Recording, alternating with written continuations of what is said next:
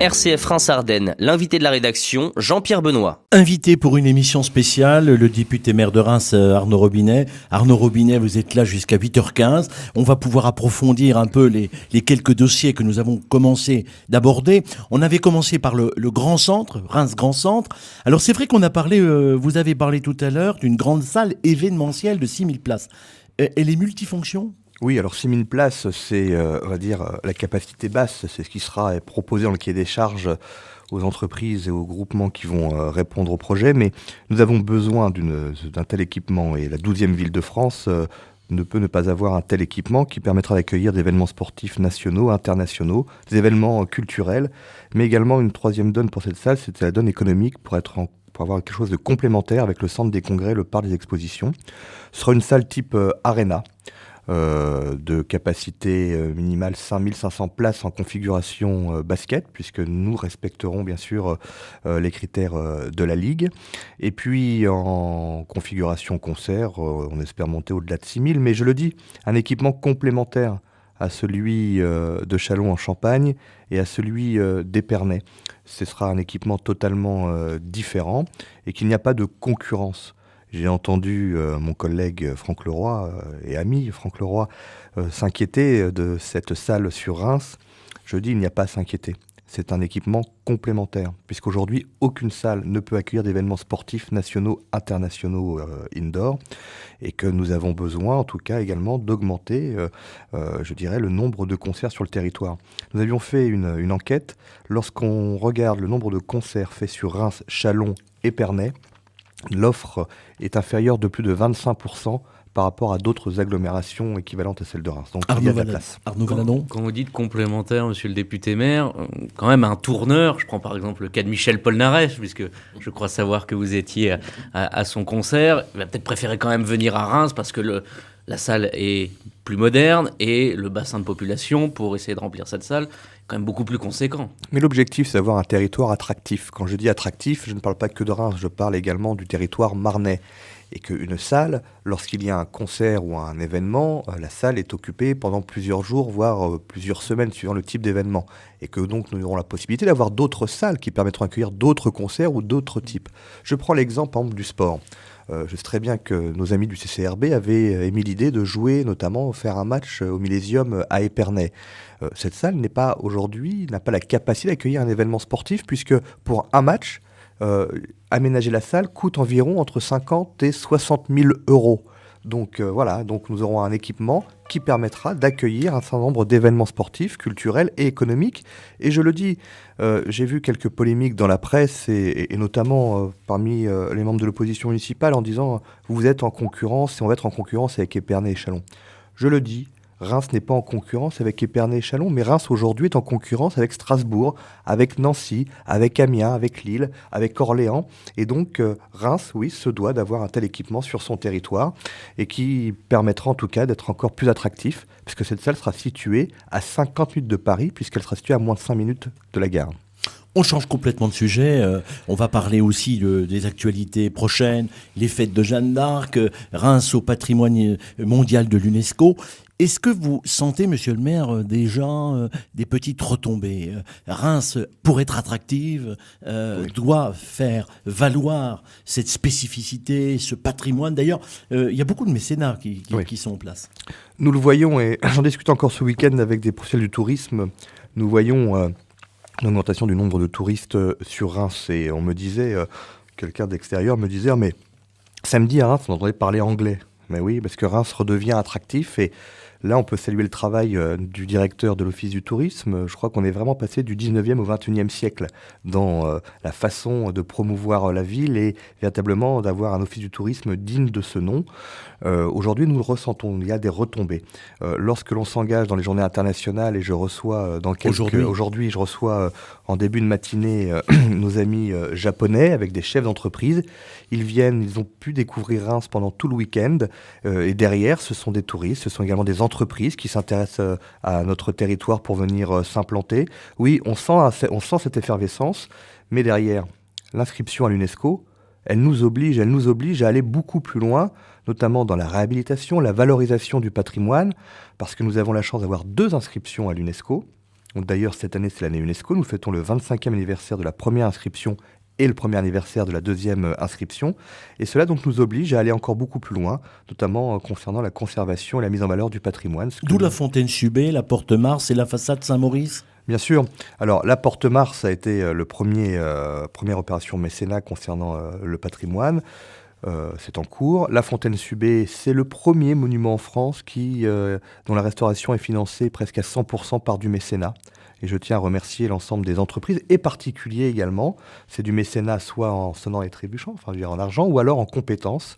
Et puis également, j'ai décidé de lancer un mécénat pour la restauration de la façade et des vitraux de l'église Saint-Maurice, parce que elle fait partie du même ensemble que Sciences Po et je ne peux... Ça, c'est nouveau parce que autrefois, c'était la collectivité qui supportait l'ensemble et l'intégralité de ces rénovations. On va être très clair aujourd'hui, les baisses de dotation de l'État, je rappelle, moins 70 millions d'euros pour la ville de Reims sur le mandat, ne nous permettent pas aujourd'hui d'investir comme nous le souhaitons, en tout cas d'aller beaucoup plus loin par rapport au programme qui est le nôtre.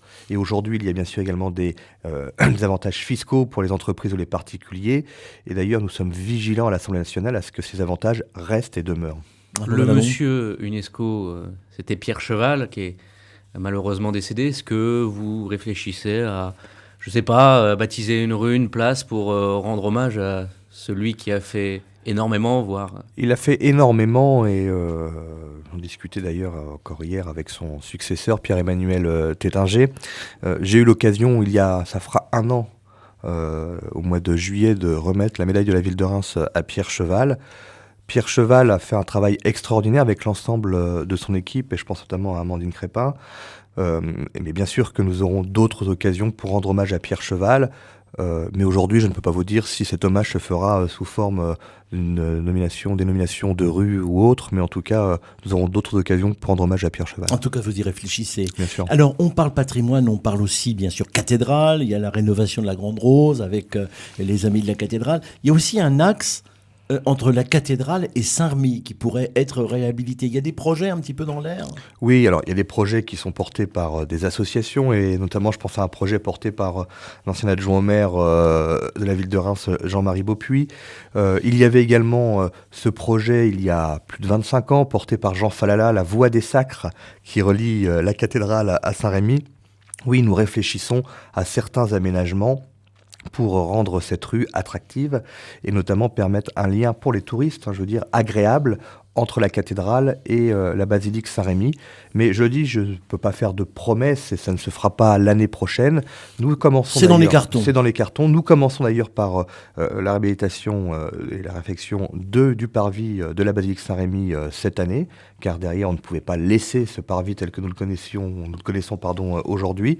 Mais il y a dans les cartons bien sûr cette réflexion pour avoir un axe, je dirais, majestueux et un axe royal entre la cathédrale et la basilique.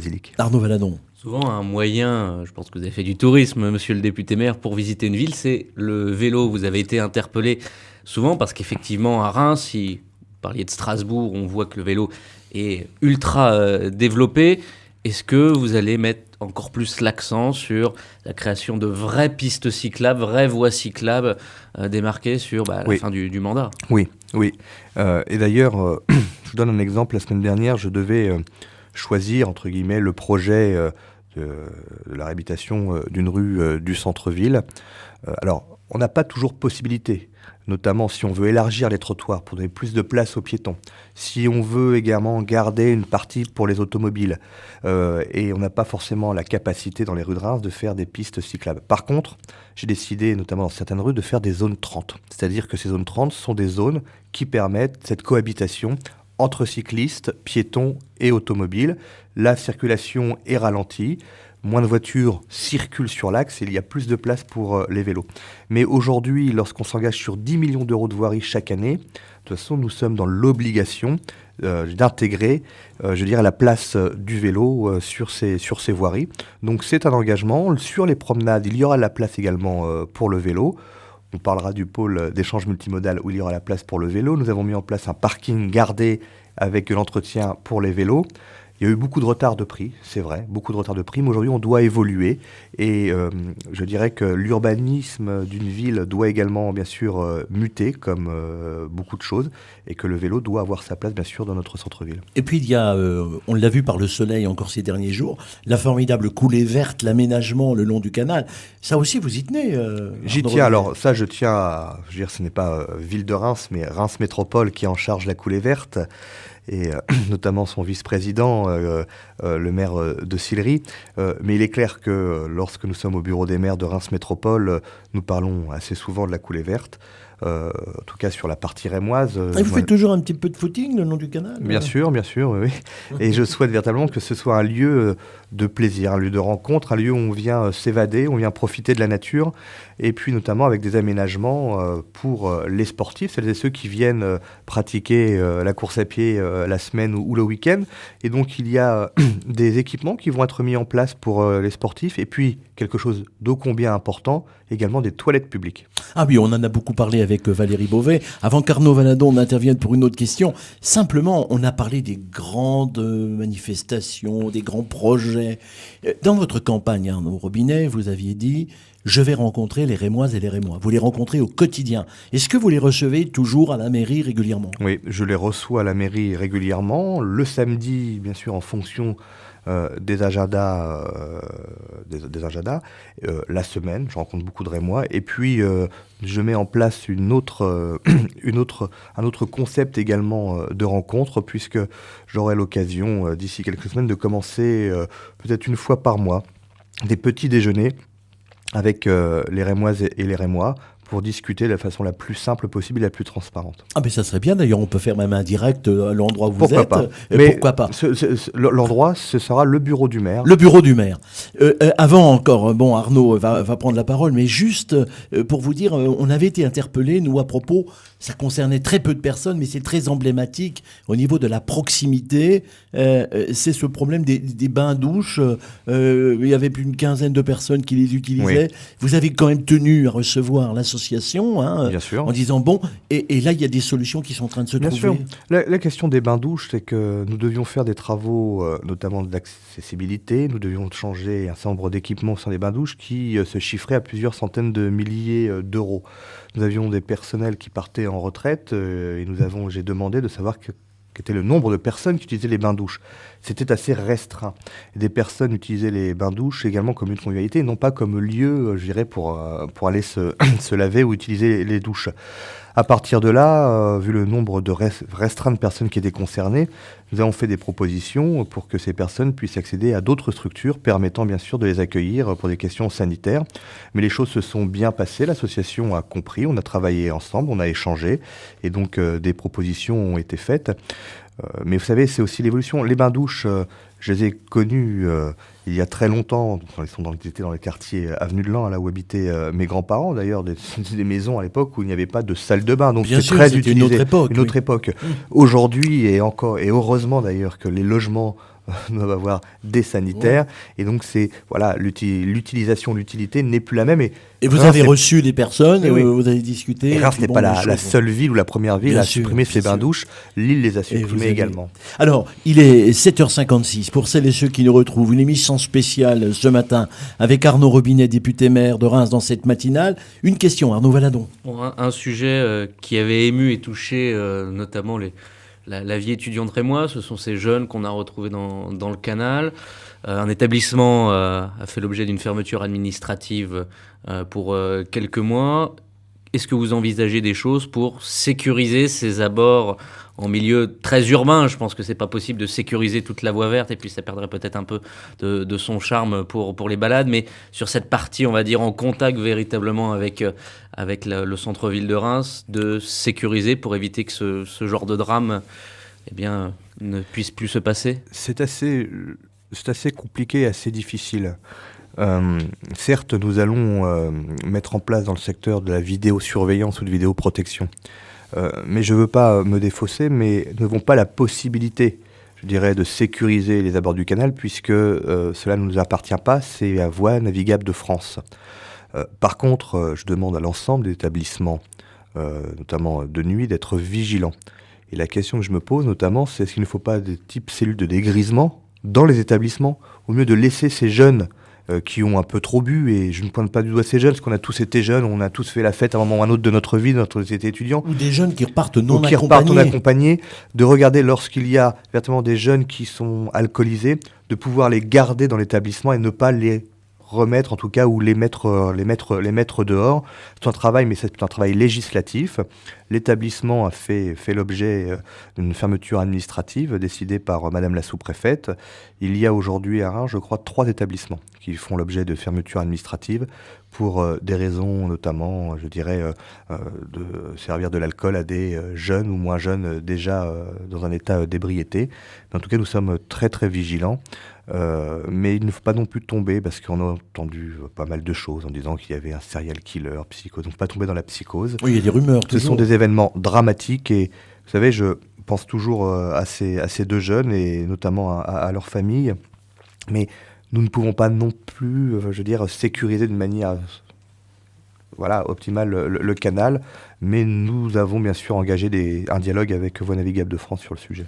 Bientôt l'été, enfin les températures commencent à s'améliorer. L'été à Reims, il va y avoir des animations, les flâneries musicales Avec vont des démarrer. nouveautés. Et puis beaucoup de nouveautés. Vous allez présenter sans doute prochainement. Oui. Mais je vais vous dire beaucoup d'animations. Beaucoup d'animations, mais je vais vous faire part d'une nouveauté, en tout cas qui me tient à cœur. Vous savez, au-delà de la passion pour Reims, j'ai une autre passion qui est celle de la chanson française. Et donc nous avons travaillé avec Barcella, artiste rémois, connu et reconnu, qui va commencer dès cette année à faire un mini-festival au Cryptoportique pour nous faire découvrir des nouveaux chanteurs français, des chansons à texte. Et je pense que cette première édition, ce n'est qu'une première édition, mais que ce festival de la chanson française pourra prendre de l'ampleur, notamment avec Barcella. C'est une nouveauté, en tout cas dans les événements de cet été. Mais nous continuons bien sûr avec les flâneries musicales, nous continuons avec un été dans la ville, notamment le parcours de jeu, place au jeu au parc Léo-Lagrange. Et puis vous avez vu pour les fêtes du 14 juillet et le 13 juillet au soir, un grand concert à Léo-Lagrange avec Bob Sinclair. Voilà, il est 8h, nous sommes en direct avec Arnaud Robinet, député maire de Reims. On poursuit, on se retrouve dans une poignée de secondes, juste après le jingle de 8h sur RCF Reims-Ardennes. RCF Reims-Ardennes, le journal Jean-Pierre Benoît.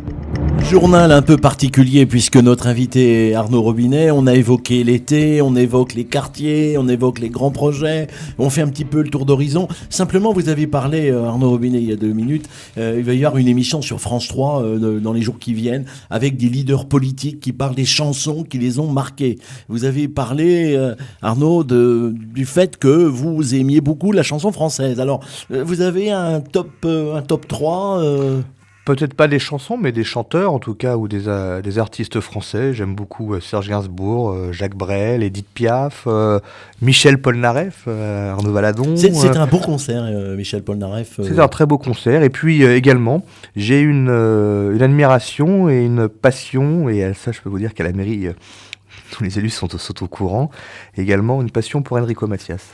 Ah oui, ça mais c'est vrai que nous aussi, on aime beaucoup ce style de chansons qui non seulement nous font parler du passé, mais d'une certaine façon de vivre aussi. Façon de vivre, et puis il y a parfois un certain nombre de messages à travers ces chansons qui sont encore d'actualité. Mais la chanson française, c'est notre patrimoine, et quand on écoute, on redécouvre même des chansons, en tout cas des morceaux qu'on a l'impression de connaître. À force de les réécouter, on découvre en tout cas encore d'autres messages à travers ces textes.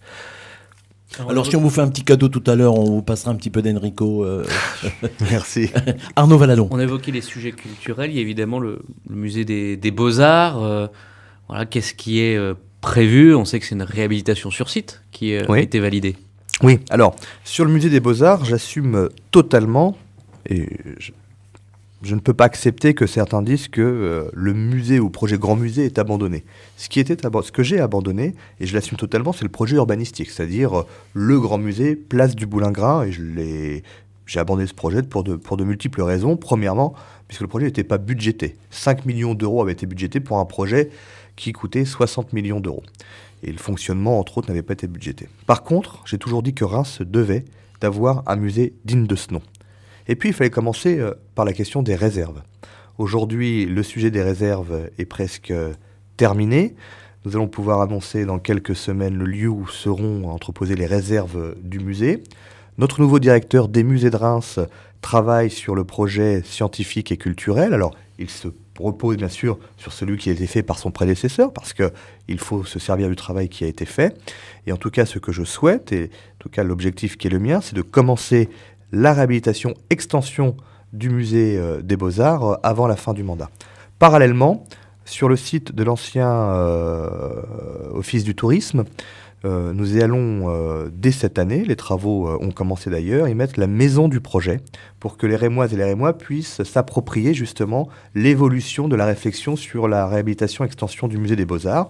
Il y aura également l'espace temporaire Fujita et puis la galerie de la culture. Donc c'est un autre lieu culturel qui va permettre aux Rémois de participer, de redécouvrir en tout cas les richesses qui sont les nôtres. Alors il y a des richesses bien sûr à mettre, mais souvent il y avait certaines personnes qui sont venues à notre micro qui disaient un super musée à Reims comme certains le voulaient. Il ne s'agit pas de le construire, il faut mettre quelque chose dedans, des expositions temporaires. Nous avons ce qu'il faut. Nous avons la chance à Reims d'avoir les plus grandes réserves, entre guillemets, pour un musée de province. Mais il y a des richesses inconsidérables. Je pense à Fujita notamment, et donc là, les œuvres Fujita sont en train en ce moment de parcourir le Japon pour une exposition. Ils partiront également sûrement aux États-Unis. Je vais recevoir au mois de septembre les héritiers Fujita pour justement dévoiler la plaque, pour rendre hommage aux héritiers Fujita qui ont fait donation à Reims des œuvres de Fujita. Donc oui, nous avons extrêmement beaucoup de richesses, mais ce que je veux, c'est un musée moderne, c'est-à-dire un musée qui soit également accessible, je dirais, aux jeunes générations et aux enfants, pour qu'ils puissent découvrir la culture d'une autre manière. Pédagogique. Je veux un musée moderne, parce que voilà, qui permettra, je dirais, de lier le patrimoine, mais également une structure moderne. Véritablement un musée qui s'inscrit dans le 21e siècle, comme beaucoup de musées d'ailleurs, où beaucoup de villes ont fait le choix de réhabiliter. Parce que la question qui se posait, c'est quid de l'avenir de l'abbaye Saint-Denis s'il n'y avait plus de musée à l'intérieur? Pas question pour moi de vendre ça à un promoteur pour en faire des immeubles ou des appartements, parce que c'est notre patrimoine et que nous n'avons pas les moyens d'en faire un énième lieu culturel, d'où la décision, au pied de la cathédrale, de l'Office du tourisme, de réhabiliter et d'étendre le musée. Du coup, donc, sur le Boulingrin, il y a tout de même un projet urbanistique, parce qu'on a vu dans la présentation du projet Grand Centre qu'il n'y aura plus de parking, j'allais dire, à l'air libre sur ce site. Oui, il y a un projet que nous terminons, en tout cas que nous sommes dans la phase de finition de ce projet, savoir si c'est un ou deux bâtiments, savoir la question de la place d'un hôtel également, et puis de savoir si on ne va pas sur un centre d'interprétation et une mise en valeur notamment de notre patrimoine autour du champagne. Donc il y a beaucoup d'idées en tout cas actuellement, mais c'est un lieu stratégique et c'est le début du boulevard Lundy. Le boulevard Lundy, c'est un peu notre avenue de Champagne. Beaucoup de maisons de Champagne reviennent boulevard Lundy. Et donc, voilà, on doit... Il y a quelque chose à faire, et là, vous arrivez sur les promenades et le centre. Alors, on voit bien ce centre-ville, mais on entend aussi les questions de nos auditeurs ce matin, qui nous disent, d'accord, le centre, bien sûr, mais le quartier Europe et le quartier des Châtillons, vous entreprenez beaucoup de rénovations, et vous avez contact avec les habitants. Alors là, c'était notre priorité quand je dis notre, parce que j'associe bien sûr Catherine Vautrin, prendre de Reims Métropole. Nous avons fait venir Monsieur Pupponi, député maire de Sarcelles, président de l'ANRU, l'Agence nationale de la rénovation urbaine. Nous l'avons fait venir à Reims. Et nous lui avons montré le quartier Europe et Châtillon. Et je l'avais dit, je souhaite que durant ce mandat commence la rénovation de ces deux quartiers, qui ont des quartiers qui ont vieilli, qui n'ont pas forcément été entretenus ou accompagnés depuis plusieurs années. Nous sommes battus. Et quand je dis battu, c'est que nous sommes montés au créneau au niveau national pour que ces projets puissent être financés dans le cadre de l'ANRU, enveloppe régionale. Et donc, nous rencontrons encore très prochainement le président Philippe Richert. Et puis, nous travaillons main dans la main avec les bailleurs. Parce que Châtillon, une des spécificités, c'est qu'il n'y a qu'un bailleur, c'est Plurial, c'est les Forts Rémois. Donc, il fait un travail considérable dans le projet de rénovation du quartier. Le foyer Rémois et Reims Habitat pour le quartier Europe. Et nous avons commencé les réunions avec l'ensemble des habitants et des commerçants pour qu'ils puissent également s'accaparer ces projets de restructuration des quartiers. Donc il y aura beaucoup de rénovations dans le quartier Europe. Il y aura beaucoup de rénovations dans le quartier Europe. Vous savez, dans le quartier Châtillon également, Orgeval, parce qu'il y a la place de Fermat que nous devons réaménager. Avec la difficulté, c'est que nous sommes sur une copropriété, donc c'est un peu compliqué, mais nous trouverons la solution. Croix-Rouge qui va continuer sa mutation, qui est un quartier qui n'est plus en périphérie, mais situé entre les deux gares TGV, où nous mettons de l'économie dans ce quartier. Donc beaucoup de projets, beaucoup d'investissements. Je donne juste un chiffre. Les investissements jusqu'en 2020 sur le territoire rémois, c'est plus d'1 milliard d'euros entre les investissements privés et publics. Et les maisons de quartier, disons quelques mots sur ces maisons de quartier. Qui font un travail remarquable. Nous allons inaugurer dans quelques temps la nouvelle maison de quartier à Orgeval. Il y aura une nouvelle maison de quartier aux Épinettes, une nouvelle maison de quartier à Croix-Rouge. Vous savez, ça avait fait débat, l'équipement que j'avais abandonné lors de mon arrivée. Il y aura une nouvelle maison de quartier à Croix-Rouge, située en lieu et place de l'ancien équipement. Donc des projets d'investissement pour nos maisons de quartier qui sont des véritables lieux de vie. Et ce sont des lieux de rencontre, des lieux où on dit, on reproche aux politiques d'être éloignés. Là, dans les maisons de quartier, vous traitez des sujets aussi du quotidien. Oui, et il est clair que ce sont des lieux de rencontre. Nos concitoyens y viennent participer à diverses activités. Il y a également un accompagnement social qui est fait. Et d'ailleurs, l'ensemble des élus de la ville de Reims participent et font des permanences dans l'ensemble des quartiers. D'ailleurs, nous avons renommé les antennes municipales mairie de proximité. Ce n'est pas pour rien, ce changement de nom. Et les élus, les adjoints, conseillers municipaux font des permanences d'élus dans l'ensemble des quartiers de la ville, car je leur ai dit, être élu, c'est véritablement être des élus de proximité, être en contact permanent avec nos concitoyens. Aujourd'hui, Arnaud Robinet, le programme d'une journée du maire, là, bon, on est en direct. Alors là, c'est une journée un peu particulière, 9 mai, journée de l'Europe, et donc journée internationale à Reims, puisque je reçois d'ici une demi-heure, je dirais, la délégation japonaise venant de Nagoya, chef d'entreprise et élu de la ville de Nagoya. Nous fêtons aujourd'hui le 50e anniversaire également du jumelage avec Brazzaville, donc nous mettons à l'honneur Brazzaville. Et puis j'aurai l'honneur de recevoir cet après-midi 3 ambassadeurs, Thaïlande, Vietnam et Indonésie, qui sont présents pour la conférence de ce soir, Reims s'ouvre à l'Asie. Reims s'ouvre à l'Asie, c'est à 19h dans la salle des fêtes de l'Hôtel de Vigne. Une dernière question, Arnaud, si vous le voulez. Alors, un sujet, et je pense qu'on aura l'occasion, Jean-Pierre, de recevoir la présidente de Reims Métropole. Il est 8h09. C'est le Grand Reims. Ça vous va comme nom, Grand Reims ? Vous savez, au-delà du nom, je ne sais pas si ce sera le nom définitif Grand Reims, mais c'est un véritable challenge qui est le nôtre aujourd'hui, de créer cette communauté urbaine de 300 000 habitants, 144 communes. Nous travaillons main dans la main avec l'ensemble des maires et je le dis, le maire de Reims a les mêmes préoccupations que les maires des 143 autres communes concernant les compétents, concernant d'autres sujets. Mais je peux vous dire que Catherine Vautrin fait un travail remarquable dans la construction de cette communauté urbaine. Bien sûr, je l'accompagne. Et il y a également nos services qui font un travail remarquable parce qu'il est vrai que nous avons, nous, la capacité de pouvoir accompagner l'ensemble des autres communes. Mais c'est un gros travail qui est fait. Et je crois que là, véritablement, c'est un véritable projet d'avenir qui va positionner Reims comme véritablement le pôle d'équilibre de cette grande région Est, puisque nous sommes Reims la deuxième ville en poids et en termes d'habitants après Strasbourg, et nous serons la deuxième communauté urbaine. Donc on inscrit véritablement notre territoire dans l'avenir. On n'a pas eu le temps d'échanger sur le pôle multimodal aux apports de la gare. Juste d'un mot, en 20 secondes. Alors, en fait, c'est avoir sur un même lieu les bus, le tramway, le TER, les vélos, et permettre notamment d'avoir un point de rencontre pour les bus, comme on dit, les bus Macron, qui sont issus de la loi Macron. Mais c'est un projet transport donc porté par Reims Métropole, situé bien sûr sur le territoire rémois, mais c'est la mobilité du futur. Là, c'est pour nous emmener en bus, c'est pas pour nous emmener en bateau. Non. Je parle pas d'Emmanuel Macron, je parle des bus. Alors, puisqu'il est 8h11, c'est l'heure de nous quitter. On vous remercie infiniment avec Arnaud Valadon, Merci. Thierry Delis. Bon, on va partir en musique, Thierry. Magnifique.